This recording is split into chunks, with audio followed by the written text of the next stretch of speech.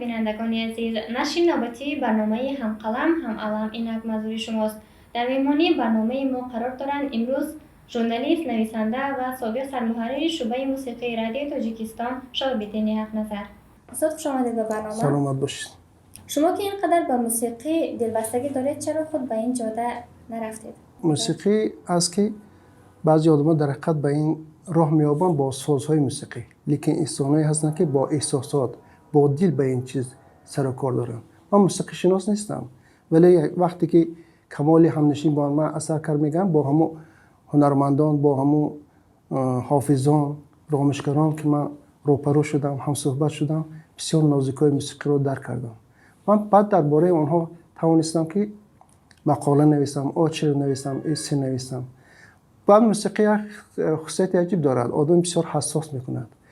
بعد همین چیز است که شما گویا که یک احساسات باطنیتون با دل گفته میتوانید، لیکن با موسیقی افشا کردن آسان تر است، با سخن گفتن مشکل تر است. این چیز است، برای این میگن که موسیقی راز دل است. موسیقی این افشاگری تمام احساسات هر یک شخصی که با موسیقی سر کار دارد.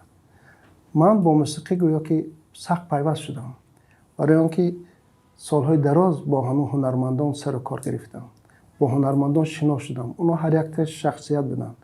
مخصوصا من فقط وظیفه هم بود که پیش از آن که اونها سرود خود را ثبت کنم، من متنش ببینم که شعر آنها درست است، خطاگی ندارد. از این جهت من به آنها نزدیک شدم. وقتی که الکی میگن که شعر جان و موسیقی زر و زیور، همین گویا که من با همین شعر اگر خطاگی باشد اصلاح کردم تا اینکه جان آنها فرهی و با همین جان‌ناکتر برآید. در کودکی مناسبت خانواده و کتابخوانی و تحصیل شما چی گونه بود؟ من خودم کتاب را دوست می داشتم، لیکن در خانواده اونقدر اهمیت نمی دادم به این چیز. این یک چیزی است که گفته نمیشه که شما گاها عقل همین تابع دل میشه. دل وقتی که الکی میگه که تو به این کار رفتی، عشق بستی، همین عشق و دوستداری اینا فقط کار دل است. با عقل بیشتر تاثیر میگذارد که تابع دل باشد. این وقتی من دوست داشتم کتاب را، وقتی که من حکایه میخوندم یا افسانه میخوندم یا اثر بدیعی که هر یک چیزی که میخوندم، من در همون قهرمانا گویا که میخواستم خودم را دریابم. بعد در حقیقت کتابی که آدم بسیار آرزو پرور میکنه این افسانه خلق تاجیک است. من به این چیز بسیار مهر و محبت داشتم. راستی در خانواده هم ممانعت نمیکردن مثلا با تحصیل شما؟ نه، به کتابخانه راستی من باید دستیار بابای ماما بدم. اونها بیشتر میخواستن که من از پس بز و بغزالی گاو و گوساله باشم، نه اینکه دستیار باشم، نه اینکه کتابخانه. وقتی کتابخانه در دست من میدن، بعضی بابای ماما میگن که خاله‌ام بسیار مرا کاهش میکردن، حتی کتابامو گرفته گویا که دور میپرفتن که دیگر نخوانم.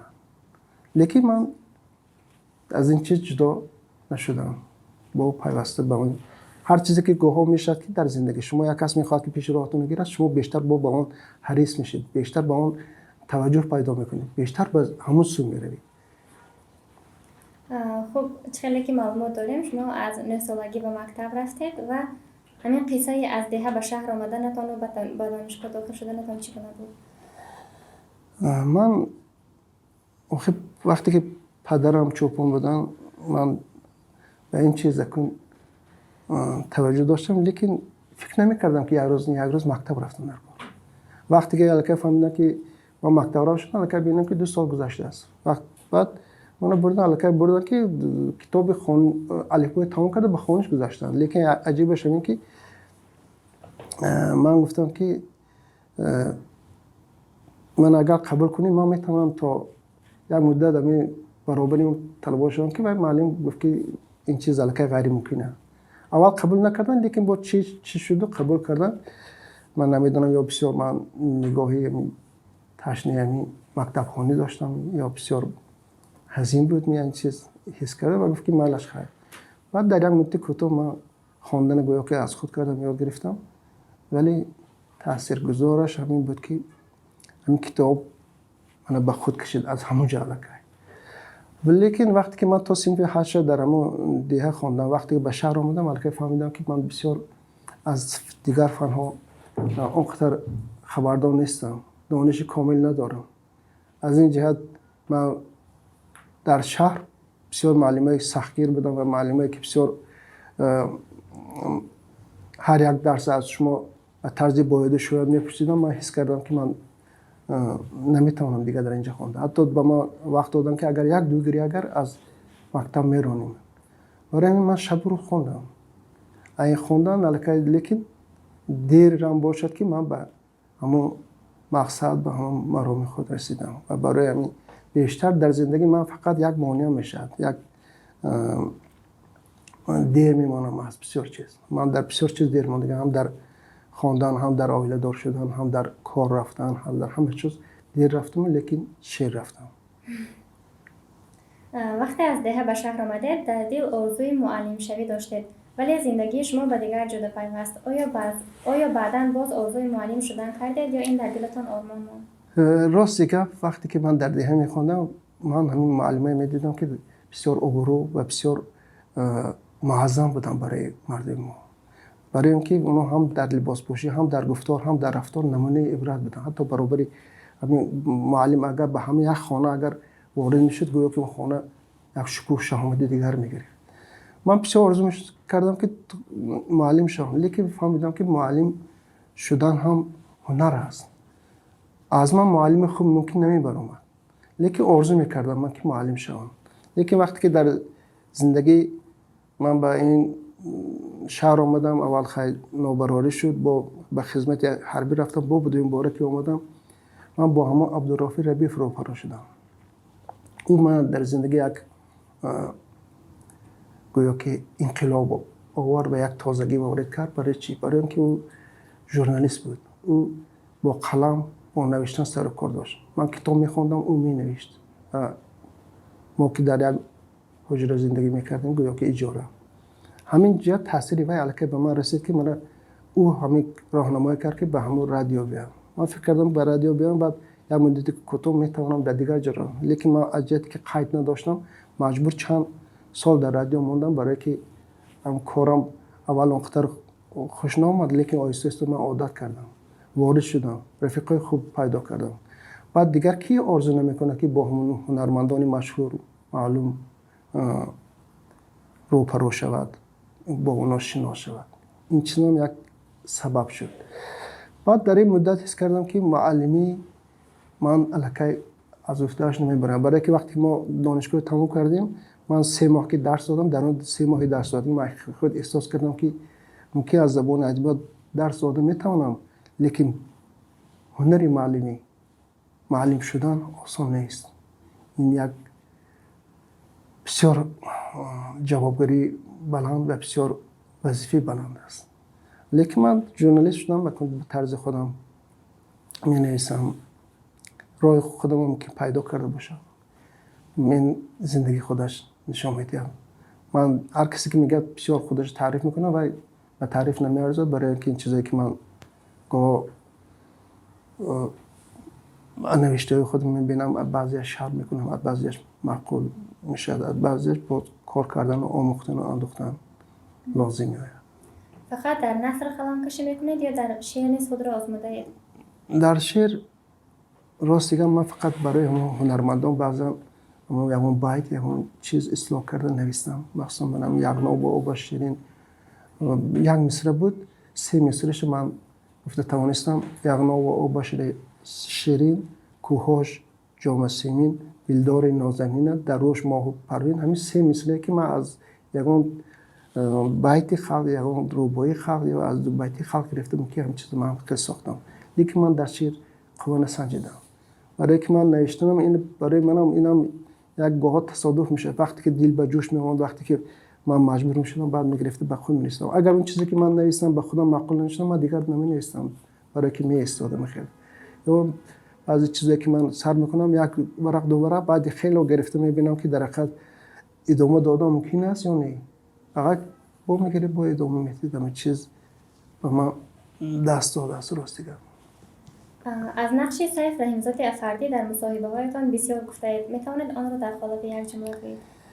سیف یک انسان غیر عادی بود و در زندگی من هم یک نقش مهم بازی داشتم. این است که او یک چیز بسیار به من ارزنده و لایق و چون پند گفت که آن چیزی نویس که هم خود رضا باشه، هم در رادیو صدا دهد، هم در گازه چاپ شود، هم آینده کتاب شود. از این چیزی که من از او براشتم و دیگر اینکه من بسیار مثلا دل داده یعنی اثرهای او بدم. اما از گنجشک سفید سر کردم من آلکه او را یافتم، در دوست داشتم و دروغ سفید با مثال از یادها یک چیزی بود که من در نوشته نوای تمام یک عالم دیگر، یک رنگ دیگر، یک دنیای دیگر را حس کردم. بعد موسیقی گفتید در همه جا ویم با موسیقی بسیار دلبستگی زیاد داشت. میدونید برای چی؟ برای که وای در هوای موسیقی نوشته میتونست. برای همین میگن که آن شخصانی که موسیقی خوب با خبرن آنها در آهنگ زندگی، در ریتم زندگی گویا که خود را جایگاه خود را پیدا کرده میتونستن. و نویسنده بزرگ. بیش از 20 سال سرمحرر اداره موسیقی رادیو تاجیکستان بودید. از کی چی آموختید؟ من راست دیگه به هم سرمحرر شدم همون سیف و پیش از اون که رئیس شود با ما سرمحرر شده آمده بود. بعد افغانستان آمد یک سال سرمحرری کرد، در همونجا ما علاقه شنا شدیم. اون گاه آدم در یک نگاه، در یک نشست یک دیگر حس میکنه، درک میکنه. چقدر که میگن که همین باطن بین میشد آدم، ظاهری هم علاقه دیده درک کرده میتونید، باطنش نه اینکه ظاهرش. این جهت به همین سعی قابلیت بسیار فوق العاده داشت برای که شخصانی که با همین موسیقی سر و کار دارن یک چشم احساسات ششمی آنها دائم هم خیلی بیدار است. این سعی این چیز رو داشت و سرود هم میخواند. بعد او گفت که من نمیخواستم سرمحرر شم و برای که من فقط نوشتم و آزادی رو من بسیار دوست میدارم، برای که با کار نگویم که کی میبی کی میره، لیکن گویم که فلان کار رو کرده که فلان برنامه باشه. او بعد گفت یک مدت گفت که نمیشه که شما سرمحرر شید. من گفتم من از عهده راهبری نمیبرم و هر کس خودش داند، من راهبرش نمیتونم. گفتم گفت یک مدت گفت شما میمونیم 3 ماه تا آدم یافتن. 3 ماه 21 سال شد. شما در یک مصاحبه گفته اید که یک عباره پروفسور و ژورنالیست ابراهیم عثمانوف زندگیم را دیگر کرد. آیا بار این جمله را به خود عثمانوف گفته اید؟ یک جمله اش را یک عباره پروفسور عثمانوف زندگیم را دیگر کرد گفته اید شما. وقتی که به دانشگاه آمدید و فاکولته فیلولوژی پر بود جایها و فاکولته ژورنالیسم اینجا نه، از اونی واحد اصلا دیگر کرد. و برای که میدونید وقتی که من بسیار میخواستم که به همین بعضی چیزام که چاپ میشد در گازیته ها البته میخواستم که ژورنالیست شوم. ژورنالیست برای نوشتن این هر کس آرزو میکنه، لیکن ژورنالیست خوب شد نمیتواند. اینا در شما باید راست بگم. من وقتی که اومدم که البته گفتن که 25 نفر ما گرفتیم دیگه به شما جا نیست. بعد من گفتم بسیار میخوام که به همین چیز شامل شدم، من ژورنالیست شدم میخوام. همین بعد واحد اسراری بسیار انسانی نیک دل بودن، گفتن که همین ابراهیم جان همین چیز، همین آدم به من بسیار معقول است برای که تلاش داره. و من میدونید یک شعارش چی بود؟ گفت که اون شخصانی که در حقیقت هراس ندارن، ترسو نیستن، اونها ژورنالیستانی بسیار خوب میشن. همین یک روی من کمتر گردن شخی من به همون مرده گلکه در همون وقت عیان شده. لیکن ابراهیم عثمان در اونجا فقط سر جنباندن برام رفتم، لیکن ابراهیم عثمان برای ما یک ایدئال بودن در اونجا، برای که هم از رفتار هم گفتار، برای که وای درس میداد، همون درسش همون جایی که نسبی جمله میشد الکه و بحث میکرد برونده میره با درس دیگر به ما همونجا ادامه میداد. بعد بسیار دقیق نظر، بسیار به قدر وقت میرسید. بعد اندیشه های بسیار سازنده داشت ما رو به یک راه و روش دیگر هدایت میکرد که گویا که خود را دریابیم، خود را شناسیم، به ملت خدمت کرده توانیم. خب کی را بیشتر یاد میکنید؟ کارگردان دلیر عبدالخالق زاده یا محرر ثبت آواز برادر عبیدالله رجب قیمت‌آوا رجب گفرا؟ از این دو چی آموختید؟ از این دو چیز اکنون راست شگم اگر دلیر عبدالخالق زاده این کس بسیار آواز خوب داشتن، این که راوی بدن اساسا، ولی این اکتیار هم هستن. ولی یک چیزی کارگردانی اومدن، در کارگردانی چیزای برنامه روسی که وقتی که تهیه میکردن بسیار خوب، ولی در برنامه‌ای که من همیشه هر چیزی که من خودم می آوردم میگفتم همه راست. یا که قیمت الله کارگردانی آواز بدم. ما دوست بودیم، رفیق بودیم، برای که بسیار روی راست گپ میزنم، بسیار یکرو بودم. وقتی ثبت بسیار سختگیر بودم، از هنرمندان بسیار طلب میکردن که یگان ناجور ننوازن، ناجور نخوانن. از این جهت به بعضی هنرمندان معقول هم نبودن، ولی همین حلال کاریشون، همین سخت طلب کردنشون به من بسیار پسند بود.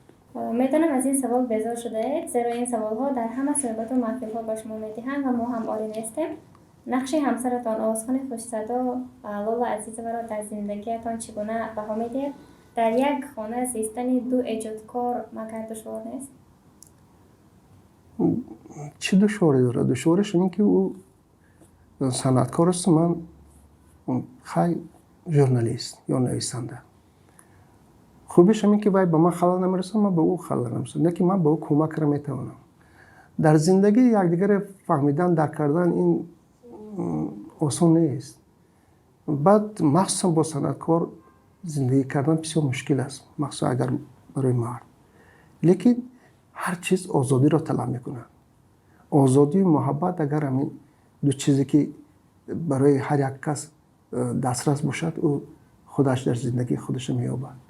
من از زندگیم شکایت ندارم، برای که در زندگی ما اجاره‌شینی تا همین خانه خود پیدا کردن، تا فرزند یافتن، تا این چیز شدن، این یک راهی است که خیال میکنم که در نظر فکرنده اگر گپ زنی کوتاه، لیکن در اندیشه که ما زیستیم، عذاب کشیدیم، گذراندیم، بسیار عجیب و بسیار خاطرمان است. برای میگن که از هجوم ناسیحان بر خویش میلرزم چو آب، این تن عریان من با صد زمستان آشناست.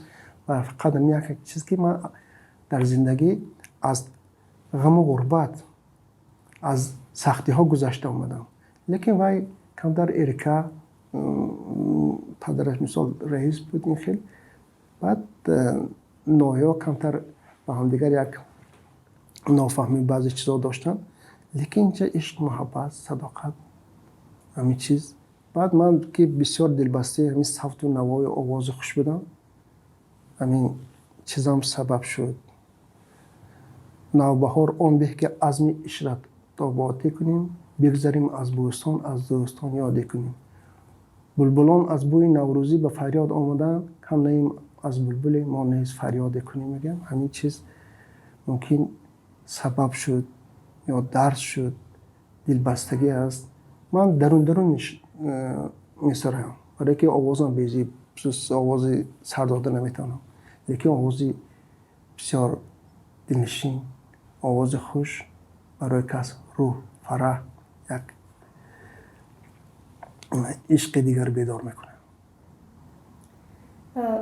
در زندگی از یکان چیز پشیمان شده اید؟